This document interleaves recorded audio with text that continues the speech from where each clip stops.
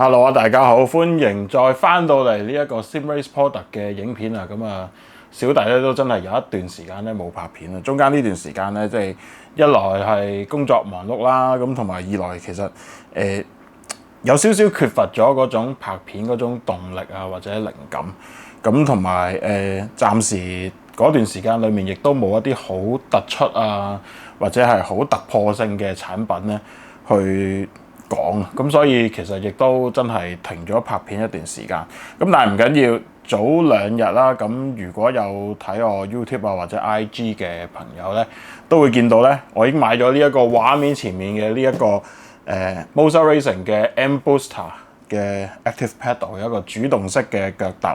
咁今次呢一個產品咧，嗱當然唔淨止呢一個啦，當然我仲有買其他配件啦。咁今次呢個其實我買咗啲乜嘢咧？我先講一講先。咁今次我買咗呢一個 M Booster 嘅主動式腳踏，買咗2個。咁跟住另外就買咗一個 CRP2 嘅嘅力子。咁另外咧亦都有一個 M Booster 專用嘅底板。咁呢一堆產品咧，其實全部都係原裝行貨，咁就係來自於呢個貼紙啊。呢個貼紙可能而家睇得唔係好清楚啦。咁啊2000分呢個香港嘅行貨嚟嘅。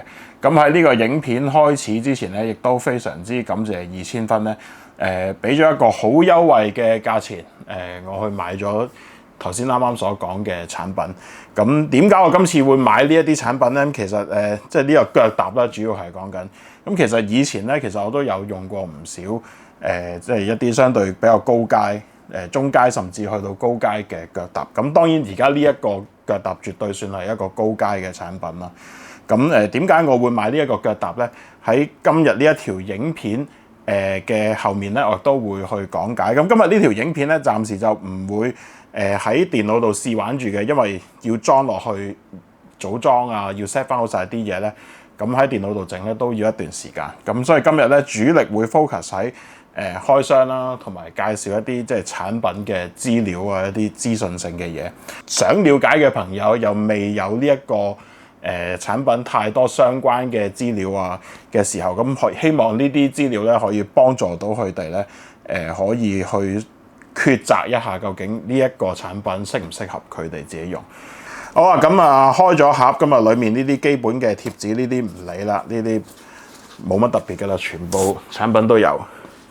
好，咁啊去到個盒裡面，咁啊先睇第一樣，呢個就係個火牛啦，非常之大嘅火牛，一隻咁樣嘅火牛，呢一個我嘅手係咁樣嘅 size， 非常之大呢隻火牛。呢啲咁大隻嘅火牛咧，就令我諗翻起以前我玩呢個 Simu Keep 2啊，嗰陣時係 SC2，我嗰隻係 Pro， 嗰隻係咪 Pro 咧？係啦 Pro，因為佢最入門係 Sport， 跟住中間嘅就係 Pro， 最頂級嘅就係Ultimate。咁我嗰陣時嗰隻係 Pro， 咁 Pro 咧嗰陣時都有20幾 Newton meter 嘅，咁佢咧就要嗰隻機座咧就要2隻呢啲咁大嘅火牛咧去推佢。所以呢啲咁大隻嘅火牛，真係唔陌生。不過我自己覺得就真係始終都唔方便，因為呢啲火牛實在太大隻，亦都有翻咁上下重量。如果你要將佢喺一個車架裏面去好好咁收納佢嘅咧，其實係有難度嘅呢啲，係啦。咁但係冇辦法啦，因為始終而家呢啲 Active Pedal 咧，裡面就係一個摩打嚟，咁所以必須要有火牛喺度。火牛一隻。咁啊，跟住呢度有個盒，睇下咩嚟嘅先。熬落去咧，啲聲咧就似乎係啲螺絲類、工具類嗰啲啦。喂，咁啊有翻條火牛線啦。咁啊當然係香港三腳頭啦，呢個係即係英式三腳頭啦，因為呢啲係行貨啦。咁如果你買其他地方嘅貨咧，咁就會有唔同嘅線根。咁啊，呢啲我都唔拆住，呢啲睇落去咧就係一啲螺絲包啊，六角嗰啲士巴拿、六角匙啊嗰類嗰啲咁嘅嘢啦，喺呢度唔特登拆住，因為通常一般嚟講咧，螺絲我自己都有嘅，工具我都唔會用佢，咁所以一般喺我手上咧都唔會拆佢啲工具包嘅。咁呢一個咧就係一條 RJ 我未睇到幾多嘅線，一定係一條水晶線係啦，但係 RJ 幾多未睇到呢條係啦，咁一條線。咁啊，跟住另外呢一個咧，呢個就係一個呢個可以拆啦，呢個我啱用嘅。呢個其實就係 USB 線嚟嘅，咁不過咧佢就做咗個 L 型嘅鑽頭，我見到，哎呦跌多條，咁啊嗱做咗一個 L 型頭嘅一個 USB 線啦，咁呢個係 Type B 嚟嘅，呢個係 Type B 去Type A 去 Type B A 去 B， 不過係一個轉彎嘅 B。咁啊，跟住另外就再有一條短啲嘅水晶頭，一條線、兩條線、三條線，有3條線跟喺裏面。好，咁跟住咧就到最本體嗰個就係個腳踏啦，我攞佢出嚟先。呢個真係非常之重，因為裏面根本就係一隻直驅嘅摩打嚟。咁佢裏面其實係你都可以叫做係一隻直驅嘅，其實呢個。咁但係佢呢一種咧就係叫做即係佢嗰啲叫做行嗰個叫做螺絲瓦嘅，其實佢嗰個即係類似好似我哋玩Sim 嗰啲 motion 嘅 actuator 裏面咧，其實就係行嗰啲螺絲瓦，即係我統稱佢叫做螺絲瓦啦嚇。所以即係如果你嗰個車架咧唔係有翻咁上下紮實嘅咧，呢個腳踏肯定就唔啱用嘅。好，隻嘢就係咁大隻，畫面睇得到啊，希望邊呢度咧就有啲插頭嘅，就一個係 USB， 就應該係 L 頭嗰個啦嚇。咁啊，跟住另外一邊一個咧就係 Flat 頭。咁隔離呢邊再擰埋反轉呢邊。好嗱，反轉呢面咧就有得俾你插 power 啦，插 power 插火牛。咁啊，跟住另外有一個就係落 base 啦，有一個咧就係落 clutch 嘅。咁嗱，但係一般嚟講咧，我就唔會落 base 嘅。咁原因有兩個嗱，第一首先我用緊嘅，我又用緊 Monza Racing 嘅 R9嘅基座。咁不過咧，我係用緊 V1，係冇得直接俾我插 base 嘅。咁但係都唔緊要，因為一般嚟講咧，我自己即係咁多年嚟都已經習慣咗，就係所有嘅呢啲咁嘅配件咧，基本上冇一樣係插落個基座度嘅，全部都係直插 USB， 因為我玩電腦啊嘛。咁插 USB 咁就好方便。咁只要我用即係一啲靚啲嘅 USB 盒咧，咁其實就已經將佢插晒落電腦度，完全冇顧慮，冇咩煩惱。因為而家特別係而家啲電腦啦，其實啲底板啊嗰啲咧，其實USB 頭你未必啱用啦，可能係用緊一啲個嘅就係啲 Type C 啦。咁其實插呢啲咧，玩呢啲嘢其實完全唔啱用，即係嗰啲嘅插頭只係 for 一啲casual gaming 啊，又或者係一啲多媒體嘅用途。如果你話係好似去到玩 simulation 呢啲，即係咁多 USB 產品㗎咧，咁其實就幫唔到手嘅。咁所以我一般自己習慣咧就全部都用 USB 盒去分晒出嚟，即係包括咗我電腦，例如我拍片可能我要用咪啊，我可能我台面會有Elgato 嘅 Stream Deck 啊，啲 capture 卡嗰啲，全部都係靠 USB 盒落晒電腦，咁係最方便。係啦，咁但係當然如果你話你個 base 係用得新款啲嘅，可能例如你開始用 R9 V2 啊，甚至而家 V3 啊，嗰啲嘅話咧，咁當然呢啲係你係可以直接落晒去個 base 度咯。咁但係我自己習慣就乜都唔插落去嘅嚇。我因為落 USB 直接落電腦咧，係嗰個控制我覺得係比較好啲嘅。佢個 travel 咧其實好長嘅嗱，最盡係踩到咁樣，如果拉翻出嚟最遠咧，最遠其實係咁樣嘅，即係大家自己認住呢一個位啦嚇。個 travel 其實可以去到咁長嘅，咁好明顯見到呢一個 travel 咧就遠遠超出咗好多遊戲嘅需求㗎啦。其實好明顯，亦都超出咗我相信真車嘅需求咧，其實亦都超出咗㗎啦。咁但係佢整咁長嘅 travel 出嚟，咁當然係可能預咗有一啲 buffer 或者預咗有一啲即係額外嘅情況係需要再用多啲 travel 咧去做嘢嘅時候，咁就當然呢一個咁長嘅距離當然係一個好事啦。我點解揀兩隻先？嗱，大多數嘅人咧，其實用呢一個 M Booster 咧，或者廠方都係啦，其實就係 recommend 你做落去一個 brake 度嚇。咁因為喺賽車嘅世界裏面咧， brake 係最重要嘅，即係就算現實賽車都好 brake 係最重要。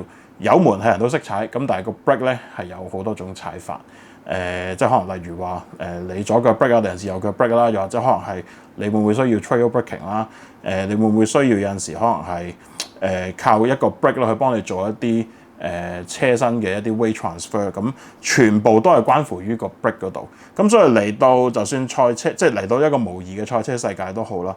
你控制得好個 brake 咧，其實你就已經可以好好咁控制你嘅車，甚至可以好好咁控制你嘅圈速。咁所以喺咁嘅情況之下咧，一般嚟講個廠咧都係會 recommend 就係呢隻你用落去做 brake 就夠啦。咁但係亦都會見到啦，即係例如我側邊有 clutch 啦 ，clutch 咁當然你可以自己駁翻一個，即係好似我咁，我買翻個 CRP2嘅 clutch 出嚟啦。咁但係擰翻轉隔嚟睇啦。喂，點解呢度仲有例如話 flood 土啊呢啲咁嘅嘢嘅？係啦，咁因為你原本啦，頭先講緊就話，如果你用單一隻嘅呢個 M Booster 嘅腳踏架咧，咁你都冇油門噶嘛，係咪？咁油門你點咧？咁其實佢呢個做法咧，其實就係預咗你呢一隻單一隻腳踏咧，就係俾一啲 CRP2嘅用戶啊，將你中間嗰隻 brake 抽走去，換咗做呢一隻M Booster 落去，咁你個油門咧就可以駁翻落去，咁你就變咗有油門有 brake 力，咁個 brake 咧就變咗呢一個 M Booster 嘅版本。咁講翻轉頭，點解我話我需要買兩隻嘅 M Booster 咧？嗱，首先第一，我之前我係用緊一個舊款 CRP 第一代嘅 Motor Racing 嘅腳踏。嗱，嗰個腳踏唔好誤會，我而家已經賣走咗㗎啦。但係我賣走佢嘅原因並唔係佢壞，並唔係佢一個即係性能唔好啊，或者我覺得唔滿意嘅地方，完全唔係，而係我相信一個 M Booster 即係一個新嘅一個 Active Pedal 嘅腳踏會比我嘅 CRP1 更加好。咁所以咁多腳踏我要嚟都冇用啦，係咪先？咁同埋一代咧我暫時嚟講咧以我所知都未可以話駁翻落去 M Booster 度用。咁所以我就不如算啦，我將個一代賣走咗去。咁如果呢條影片咧睇到當時幫我手接我手買 CRP1 嘅嗰位朋友咧，咁佢應該都好清楚嘅，因為我嘅踏係完全冇壞，亦都玩得好新淨。雖然我玩咗好都有好幾年㗎啦，因為 CRP1 嗰陣時啱啱出咧，其實我已經開始買佢翻嚟用㗎啦。咁因為嗰陣時小弟嘅公司開始都有賣 Motor Racing 嘅產品啦，咁所以嗰陣時第一批我自己用緊嘅 gear 咧，其實就係當時當一啲demo 咁樣，用一個好平嘅價錢同個廠方去買翻嚟，咁所以就一路沿用到而家為止，我都仲用緊。咁只不過係 CRP1，我覺得真係唔啱用啦，咁啊所以就逆手放咗去，咁就換咗做 M Booster 嘅腳踏，我跨咗一個 generation。咁但係頭先就講緊點解我要買兩隻咧？咁原因就係我一隻係做 brake，另一隻咧就係做油門。嗱，咁因為 CRP2 嘅呢一個特性咧，即係佢用一個摩打去做一個驅動嘅特性咧。咁佢除咗可以做 brake 之外咧，其實佢亦都可以做油門，亦都可以做極力子。咁但係好問心一句嘅，極力子喺我手上咧會用，但係個用量係唔算多嘅。其實講緊而家嘅Sim Racing 嘅世界裏面咧有個 trend 就會係咁樣嘅。比較入門嘅玩家咧，可能佢哋會比較中意玩一啲 street car。咁 street car 嘅時候咧，的確佢哋係需要波棍啊，需要極力子。咁特別係而家呢個年代，你喺街買架真車，其實你好難買到一架棍波車㗎啦，係啦，即係唔多選擇，亦都唔容易揾到。不論你買新又好，買二手嘅都好。咁所以退而求其次，當大家去到遊戲裏面，喂，我可以用一個好低嘅價錢去玩到棍波車嘅時候，咁點解唔玩咧？唔知呢個都係一個樂趣嚟啊！即係有啲人可能喂，我考咗個棍波牌10幾20年，喂，其實我真係冇揸過棍波車㗎。咁反而偏偏咧，我喺遊戲裏面咧，我可以用得翻我嘅技能，咁呢個都係一個唔錯嘅經驗嚟嘅。咁所以喺入門嘅玩家裏面，可能佢哋會比較普遍中意玩啲 street car， 特別係玩棍波車。咁佢哋對於波棍啊，對於極力子嘅需求咧係會高啲嘅。咁但係我自己嘅喜好咧就會係比較偏向係玩多啲 track car。咁 track car 其實好多時真係未必需要玩波棍啦，呢個第一樣啦。咁第二好多時可能例如 clutch 咁咧，其實都已經轉咗去可能係用手 clutch。咁但係點解我仲需要買翻一個實體嘅 clutch 咧？其實我都仲有實體波棍嘅咁但係點解我仲要即係實體波棍、實體 clutch 咧？咁因為有陣時我仲會玩rally 或者有啲朋友可能佢會玩 drift 嘅話咧，咁玩 drift 咧都需要極力子，因為佢哋可能要需要彈極力子有陣時可能你 drift 緊嘅中途，你彈嘅極力子去幫你 keep 住條胎繼續 spin 咧，咁你先有力去繼續即係 keep 住嗰個 momentum 繼續去漂移。咁但係我玩 rally 嘅話咧，咁極力子我都仲好常需要嘅，其實都即係包括咗例如起步啦。其實現代賽車都係極力子最大嘅用途，其實就係攞嚟起步。又或者部分嘅話就係可能係轉波都仲需要嘅，有啲 sequential 嘅波箱其實起步需要用極力子，落波需要用極力子，上波唔需要咁所以其實極力子喺現在嘅現實嘅賽車環境裏面咧，其實仲存在嘅，爭在係存在咗喺隻手度啊，定係存在咗喺隻腳度。咁但係拉勻嚟計咧，嗰個用量咧其實真係已經唔算高噶啦。咁所以對於我嚟講，個極力子唔係好重要嘅時候，咁我就冇再買第三隻，因為講真一隻都唔平呢啲 M Booster。呢啲 M Booster 而家行貨即係2000分嘅行貨啦，正價喺5600幾嘅一隻。咁如果我買3隻嘅話咧，咁可以想象我唔好計600幾先啦，我當5000呢個頭3隻咧已經5315已經15000蚊噶啦。咁所以對於我嚟講，我覺得個極力子我係需要，但係我唔係咁要求高，咁所以我就只係買翻一隻普通嘅 CRP2 極力子即係呢一個啦，我可以攞俾大家睇。我只係買翻一個普通嘅 CRP2 嘅極力子就係咁樣嘅啫，一盒咁駁翻落去咁就搞掂噶啦。咁所以喺呢一個情況之下，咁我就買咗2隻。M Booster 咁 M Booster 咧一隻就攞嚟做 brake， 一隻攞嚟做油門。咁除咗頭先講話即係 brake 啦，可能大家都知啦，即係講緊ABS 熄震啊、engine 嘅震動啊之類呢啲咁喺 brake 度。咁點解我要買埋油門咧？咁油門其實都有佢嘅用途嘅。M Booster 咧其實我唔係單話追求佢熄震啊、熄繩啊嗰啲咁。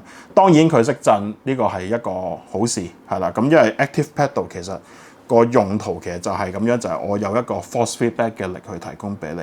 咁當然，例如話 Motor Racing 而家呢一隻 Active Pedal， 當然佢唔係市場最新嘅產品。第一個發表嘅呢一個產品其實係 Simucube 佢哋亦都有Active Pedal 咁佢哋係真係第一家嘅廠家去發表用一個 FFB 去做一個腳踏出嚟。咁當然佢哋嘅腳踏，佢哋出咗2代啦。初代最貴嘅一隻腳踏25000幾港紙，連埋運費。有啲人揾到有啲商家可能平少少，連埋運費嚟到香港，其實都要22000、23000係走唔甩嘅。咁所以喺咁嘅情況之下，可以做到個價錢一個咁低，亦都有一個咁樣嘅 quality， 亦都有一個咁樣嘅功能嘅腳踏嘅時候咧，咁我就覺得好抵玩啦。咁所以我就買咗一隻油門加一隻 brake。咁油門咧其實亦都係一樣，就係做緊佢可能例如話着咗 traction control 嘅時候，可能佢會熄線啊，即係佢會熄一震啊之類呢啲咁嘅情況啦嚇。咁但係最吸引我嘅其實並唔係話呢個腳踏識得震啊、識得成啊嗰啲咁，唔係。咁你會話啦，喂，咁你買個有 FFB 嘅腳踏翻嚟，你唔係貪佢識震，咁你貪佢啲咩啊？其實我主要係貪佢呢一樣嘢，就係呢一個腳踏有一個咁長嘅 travel。其實我係貪佢可以幫我自定義喺唔同嘅，即係我 set profile 啦。當然係講緊 set profile 嘅情況之下，我可以自定義每一個腳踏嘅 start point 可能係呢一度 ，end point 可能係呢一度。我下一隻 game 或者我可能下一架車，我可以 set 個 start point 喺呢度，個 end point 喺呢度。可能只係一個好短嘅 travel， 我可以靠呢一個電動嘅腳踏去幫我好好咁控制，包括咗我嘅腳踏嘅硬度啦，同埋最緊要係 travel。咁因為唔同嘅車其實就會有唔同嘅 travel。我玩一架街車，個腳踏嘅 travel 可以好長。但係當我去到例如玩一架 track car， 可能例如我玩一架我誇張啲啦，例如我玩 Formula 嘅 brake 嗰個 travel。可以好短啊，係啦。咁如果喺以往嘅一般即係傳統嘅腳踏身上咧，咁教呢啲 start point 啊、end point 呢啲咁都有得教。但係嗱，首先第一end point 大多數嘅腳踏都有得教，但係 start point 咧係冇得教嘅。start point 意思即係究竟個腳踏邊一個位開始係一個讀數係0嘅位，開始俾你計踩落去咧？咁通常大多數嘅腳踏咧都係有得俾你 set 個 end point 就 set 喺邊一度停，但係冇得俾你 set 喺邊一度開始。如果要 set 有得開始嗰啲嘅腳踏咧係有嘅，但係嗰啲腳踏唔平，同埋唔係咁 common 嘅腳踏。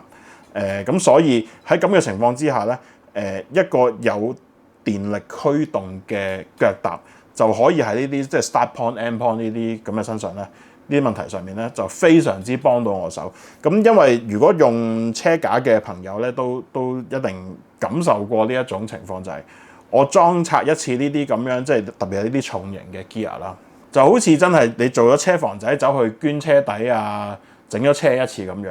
你要喺個底度要拆螺絲啊，又要搬呢啲咁嘅好重嘅嘢搬嚟搬去，跟住又要對位度位喺度上螺絲啊，咁係真係閒啲搞你可能1-2個鐘、3-2個鐘，我唔敢肯定。但係總之就係要你嘥力之餘又嘥時間。咁所以對於我呢啲，哇，我都老人家啦嚇，我都唔係一個非常之年輕嘅人啦。咁對於我嚟講，喂，我有得輕鬆有得方便嘅，我當然係用佢去幫我解決咯。我只要喺個 pit house 度撳個掣，咁呢啲 start point、end point 咧就全部都已經幫我搞掂晒佢。咁同埋除咗呢一個即係 start point、end point 最重要嘅問題之外咧，腳踏嘅硬度亦都係一樣啦。咁如果以往一般嘅傳統嘅腳踏，任何牌子都係㗎啦。你想個腳踏改變個硬度嘅話，你不外乎就係拆開個腳踏，換後面啲彈弓啦。有啲腳踏可能係用彈弓啦，有啲新款啲嘅腳踏就會用嗰啲即係Elastomer 啦，嗰啲橡膠啦。咁但係你都離唔開咧，又係要捐落個賽車架底或者走去個賽車架尾度，慢慢拆呢啲腳踏。慢慢再換裡面嗰啲膠啊、彈弓啊嗰啲咁。嗱，有啲腳踏咧，可以係幾難拆下嘅，甚至係如果你彈弓啊呢啲咁，即係你加硬咗嘅彈弓咧，你要裝翻落去嘅時候，你要壓實佢，跟住鎖螺絲之類咧。嗱，呢啲動作咧都真係你需要食多碗飯先有力嘅。有啲情況我遇過係咁樣。咁但係如果嚟到 Amp Booster 嘅話，我又係好簡單，我只係需要喺我個 Moza 嘅 Pit House 度撳個掣，呢個腳踏可以即刻變咗一個好腍嘅腳踏，亦都可以即刻變咗做一個非常之硬嘅腳踏。咁呢一個腳踏硬嘅情況係硬到點咧？呢一個腳踏佢有2個 sensor， 第一個就係呢一個，睇下先畫面睇唔睇到咧？嗱，第一個就係呢一個側邊呢一個 angle sensor 啦，你可以叫做呢個係第一個 sensor。第二個 sensor 其實就係藏咗喺呢個 pedal face 嘅背後。背後佢邊一忽係嗰個 sensor 咧？我唔敢肯定啦，我擺埋啲俾大家睇。呢度有啲光。呢度後面咧，佢藏咗其實係有一份 low cell 喺裡面嘅。咁所以其實呢一個腳踏其實就同翻以前我哋CRP 無論係第一代或者第2代都好，其實佢都係一個混合式嘅腳踏，我會稱之為。點樣混合式咧？其實就係佢唔淨止用一個 sensor， 佢都係會 mix 咗，就係 angle sensor 同埋 low cell 嚇。咁呢一個腳踏同 CRP2 亦都係一樣，2個 sensor 合計嘅情況之下，佢就會慢慢去互補。可能有啲係講緊就係輕腳嘅時候就會由個 angle sensor 去做嘢啦，跟住重腳嘅時候就會由個 low cell 去做嘢，大家互補對方嘅不足。咁因為如果傳統以前就咁用一啲淨 low cell 嘅腳踏咧，就會有個問題嘅，就係 low cell 就係等於一個壓力嘅 sensor。最簡單大家理解嘅咧，其實就係我哋嘅體重磅企上去有重量嘅時候，佢就會度到究竟我有幾多力施加咗落去。咁但係 low cell 咧，亦都有一個少少嘅缺陷，就係佢重腳嘅時候，佢可以讀得好準，但係輕腳嘅時候，佢嘅信號越嚟越微弱嘅時候咧，輕腳嘅時候咧，佢呢啲讀數有機會會跳嘅。又或者一個 low cell，如果你用到好舊，佢去到尾段咧都會跳嘅。low cell 其實係某程度上係一個損耗性嘅 sensor，你唔係用100年、1000年都唔會壞嘅。佢係一個損耗 sensor， 咁所以你去到呢啲情況之下，當佢即係可能太輕腳啊嘅時候咧，如果佢啲讀數跳嘅時候咧，咁就當然係唔好啦。咁你個 brake 咪即係等於係咁喺度跳啦，係咪？咁所以喺呢啲時候咧，輕腳咧佢就會有一個 angle sensor 咧，可以幫你即係取長補短咁樣啦，類似係互相幫助，咁就可以幫你解決咗喺輕腳嘅時候都可以有一個好穩定嘅一個讀數，就靠 angle sensor。咁其實而家呢個年代其實講緊即係例如話呢啲即係叫做混合式嘅腳踏咧，其實就都幾 common 嘅。Moza 有啦，或者例如話Simagic 佢哋亦都會有啦。P1000 RS 或者係 P2000佢哋嘅油壓腳踏。喂，聽到油壓腳踏又係一樣喎。嗱，聽到油壓腳踏咧，你唔好以為真係喂，油壓腳踏一定係最正。其實油壓腳踏咧都可以有啲變奏嘅呢個年代。最傳統嘅油壓腳踏就係應該係讀一個油壓，一個即係嗰個叫做油品嘅壓力，係應該係一個液體嘅壓力 sensor 去讀出嚟嘅。咁但係而家呢啲變奏咧比較簡單啲嘅做法，亦都可以降低個成本嘅做法咧，其實就係我用油壓做個腳感俾你，但係我讀嘅壓力依然係來自於 load cell， 係有呢一種做法嘅。咁但係太詳細嘅唔講啦，所以即係總之而家嘅情況之下就係可以有好多變奏，甚至而家變奏到已經係加個摩打落去俾你玩添啦。咁所以呢一個即係喺 M Booster 呢一個咁樣嘅功能，一啲主動式嘅腳踏上面咧，就俾到一個好實際嘅幫助我喺我做一個腳踏嘅調校啦，甚至係一個打機嘅情況之下咧，佢都有一個好好嘅優勢，有一個便利去俾咗我。呢一個腳踏我亦都相信可以用一段幾長嘅時間，因為我自己本身咧我就唔係話好習慣長期去換 gear 嘅人嚟嘅。第一我睇得上眼嘅 gear 講真係大多數都唔平。咁第二同埋我覺得就係、如果一個啱用嘅 gear 啱用嘅產品，點解你需要成日換佢咧？成日換佢，第一你要錢啦，第二你要需要裝拆，你要時間啦。咁其實都係嘥緊我自己功夫。我自己就會比較偏向就係、我一買我就會買一啲好啲嘅產品，我可以用耐啲，用多幾年，甚至我可以過多即係跳多幾個 generation， 我都唔去 upgrade 啊，或者唔去搞嘅時候，依然係可以滿足到我嘅時候咧。咁我覺得嗰個 CP 值咁樣係最高，同埋最方便我自己去用。呢一嚿咁嘅嘢嘅，嗱呢嚿係真係好鬼死大嚿。M Booster 嘅 Base Plate 啊，呢個嘅咁呢個咧當然都係2000分買㗎啦，呢個都係佢嘅配件之一嚟嘅。咁但係點解會有一個叫 M Booster 嘅 Base Plate 咧？咁我同我普通用緊嘅 Base Plate 有咩分別咧？普通即係例如講緊CRP2嘅 Base Plate， 喂望落去好似樣啫，其實有啲咩分別咧？其實主要嘅分別咧就係在於多咗呢一段，佢就會叫做 M Booster 嘅 Base Plate。嗱，咁點解我要特登買一塊咁嘅底板咧？咁首先第一，我之前用緊嘅 CRP 嘅一代，雖然個腳踏已經賣走咗啦嚇，咁個腳踏咧當然賣走咗，我冇咗 Base Plate， 我當然需要翻一塊底板去安裝呢啲腳踏啦，係咪先？咁如果我就咁買一塊 CRP2 嘅底板咧，首先第一而家係就咁係冇 CRP2 嘅底板賣嘅，呢個並唔係 Moza 出廠嘅一個獨立嘅產品，所以我係唔可以咁樣獨立買一塊 CRP2 嘅底板。咁如果除非我用緊 CRP2 嘅腳踏，咁我已經有塊底板啦，即係講緊有下面呢半截啦。咁我有呢塊底板，咁點解我仲要加後面呢一半段落去咧？咁因為而家呢一個 M Booster 嘅呢個腳踏咧非常之長嘅，其實個腳踏，如果呢個擺落去咧，係真係需要佔用埋呢一段嘅長度嘅空間。嗱，呢一段嘅長度嘅空間，你冇咗佢咧係唔得嘅。咁因為後面咧都有窿嘅，你見到其實後面都有窿。咁呢啲窿咧係幫助你去鎖你嗰個呢個 M Booster 嘅腳踏係啦。咁所以我要獨立去買一個咁嘅 base plate，就係去迎合我要去安裝我嘅 M Booster。呢一個咁長嘅盒裏面咧，其實就係包含咗等於 CRP2 嘅呢一塊腳踏標準嘅腳踏之餘 ，base plate 之餘，佢亦都再俾埋前面呢1/3段我。嗱，前面呢1/3段咧係有一個獨立嘅產品可以就咁賣嘅，前面呢半段就係方便。例如你已經係 CRP2 嘅用家咧，你係可以直接淨係買前面呢半段咧去使用你嘅 M Booster。咁但係因為我嘅情況之下咧，我係乜都冇，咁所以咧我就需要買一塊咁嘅嘢，去等於我自己 DIY 一個腳踏出嚟用，一個 Moza 嘅 DIY 嘅腳踏出嚟用。咁但係如果即係你話想經濟實惠啲咁去試玩 M Booster 咧，除非你自己有 CRP2 嘅腳踏，否則嘅話咧，咁你就買嗰個套裝咧，其實都係一個相對比較划算嘅做法嚟嘅。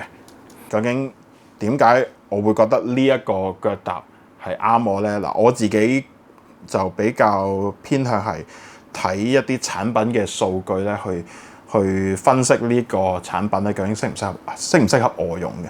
咁因為我以往用嘅好多產品其實都香港其實都冇行貨出現過，甚至亦都香港唔會有實物見到。即係而家例如好似2000分咁當然好好啦，大家即係甚至你呢一個 M Booster。